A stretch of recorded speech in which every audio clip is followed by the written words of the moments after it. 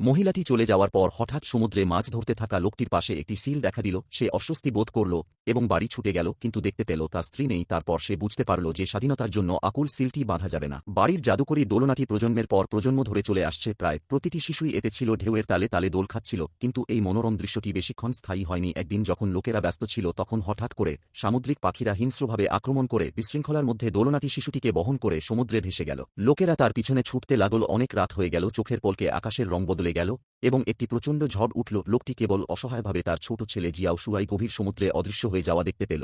এই ট্র্যাজেডিতে হৃদয় ভেঙে পড়ে। লোকেরা এলাকা ছেড়ে চলে গেল। কিছুক্ষণ পরেই জিয়াও শুয়াইয়ের মা তার সন্তানের জন্য উদ্বেগ এবং আকাঙ্ক্ষায় আচ্ছন্ন হয়ে অসুস্থ হয়ে মারা গেলেন। লোকটি আর কোন উপায় না পেয়ে তার মেয়ে জিয়াও মেইকে তার নিজের শহরে পাঠিয়ে দিল। তাকে তার দাদা দাদির কাছে সমর্পণ করে বাড়ি ফিরে তার চাচাতো ভাই তাকে নির্দেশ দিল যে সে যেন তার দাদির কাছে জিয়াও শুয়াইয়ের কথা কখনো না বলে, না হলে তার দাদির মন ভেঙে যাবে। সারাদিন ধরে জিয়াও মেই যদিও বুঝতে পারছিল না কেন, তবুও সে রাজি হয়ে গেল এবং সেই ছোট দ্বীপে যেতে চাইল যেখানে সে আগে থাকত। তার দাদা অস্বীকার করতে পারল না এবং জিয়াও মেইকে দ্বীপে পাঠাল। যখন সে তার নাতিকে সমুদ্রে মাছ ধরতে নিয়ে যাচ্ছিল, জিয়াও মেই তার অস্পষ্ট স্মৃতি অনুসরণ করে তার পুরানো বাড়িতে গেল এবং সর্বত্র তাজা শৈবাল দেখতে পেল, জীবনের চিহ্ন।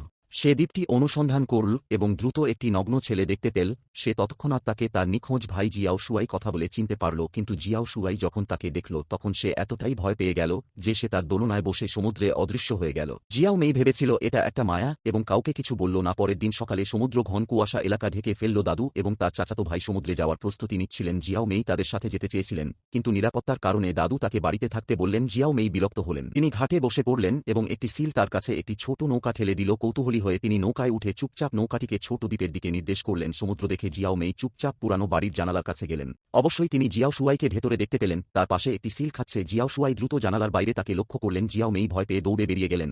এবার তিনি নিশ্চিত হলেন যে এটি কোনো মায়া নয়। বাড়িতে ফিরে তিনি তৎক্ষণাৎ দাদুকে বললেন, কিন্তু দাদু ভেবেছিলেন এটি একটি মজা এবং তিনি এটিকে গুরুত্বের সাথে নেননি। দাদি এই কথা শুনে তাৎক্ষণিকভাবে তার লাগেজ গুছিয়ে দ্বীপে যাওয়ার জন্য জোর দিলেন। দেখা গেল যে তিনি দৃঢ়ভাবে বিশ্বাস করেছিলেন যে জিয়াও শুয়াই এখনও বেঁচে আছেন। কিছুক্ষণ পরেই পরিবারটি দ্বীপের পুরানো বাড়িতে পৌঁছে গেল। তারা যখন ভিতরে সামুদ্রিক শৈবালের স্যুপ রান্না করছিল, তখন বাইরে মুষলধারে বৃষ্টি শুরু হলো। সমুদ্র থেকে একটি সিল ফেটে গেল। জিয়াও মেই সবাইকে বাইরে যেতে স্মরণ করিয়ে দিলেন। নিশ্চিতভাবেই তারা দেখতে পেল জিয়াও শুয়াই একটি দোলনায় বসে তীরের দিকে এগিয়ে যাচ্ছে। জিয়াও শুয়াই তার পরিবারকে রেখে সে ঘুরে ফিরে চলে যাওয়ার চেষ্টা করল, কিন্তু একদল সিল তাকে ঘিরে ধরে এবং দোলনাটিকে তীরের দিকে ধাওয়া করে শেষ পর্যন্ত জিয়াও শুয়াই দাদি তার কাছে দৌড়ে গেলেন এবং তার কোলে ছুটে গেলেন। তারপর থেকে পরিবারটি পুনরায় একত্রিত হয়েছিল এবং একটি সুখী জীবনযাপন করেছিল।